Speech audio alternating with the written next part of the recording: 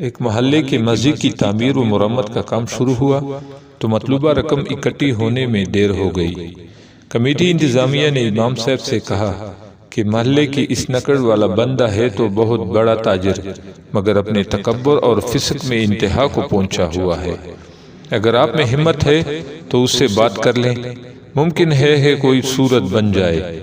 امام صاحب نے حامی بھر لی اور ایک دن شام کو جا کر اس کا دروازہ کھٹکھٹایا۔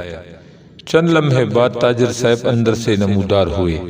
امام صاحب نے اپنے آنے کی وجہ بتائی تو صاحب خانہ سٹپٹا گئے اور بولے کہ ایک تو تمہارے اسپیکروں کے بار بار چلنے سے ہمارا سکون برباد ہے، اوپر سے تم میرے گھر تک آ پہنچے ہو، دوسرے محلے دار مر گئے ہیں جو مجھ سے چندہ لینے کی ضرورت آن پہنچی۔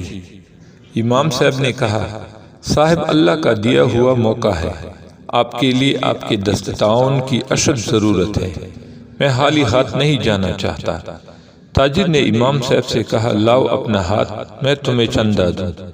امام صاحب نے جیسے ہی ہاتھ آگے بڑھایا، اس تاجر نے امام صاحب کے ہاتھ پر تھوک دیا۔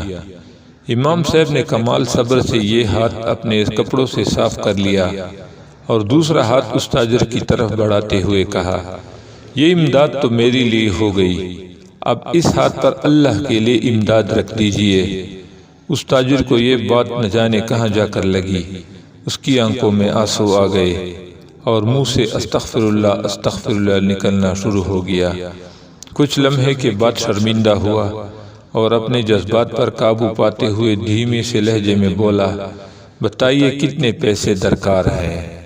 امام صاحب نے کہا، ابھی 3 لاکھ روپے سے کام چل جائے گا۔ تاجر نے کہا، نہیں، یہ بتائیے آپ کو مکمل پروجیکٹ کے لیے ٹوٹل کتنے پیسے درکار ہیں؟ امام صاحب نے کہا، ہمیں مکمل طور پر 8 لاکھ روپے درکار ہیں۔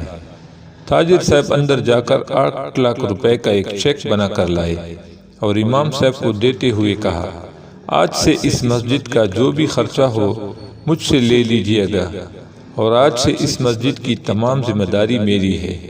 یہ سن کر امام صاحب بہت خوش ہوئے اور دعائیں دیتے ہوئے واپس آ گئے۔ سبق: بات کرنے کا انداز، سلیقہ، تمیز اور ادب آ جائے تو بہت بڑا متکبر اور فاسق شخص بھی ہدایت پا سکتا ہے۔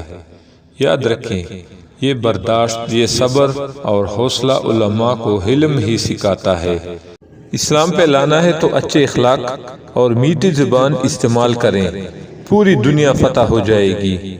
اللہ عمل کرنے کی توفیق عطا فرمائے، آمین ثم آمین۔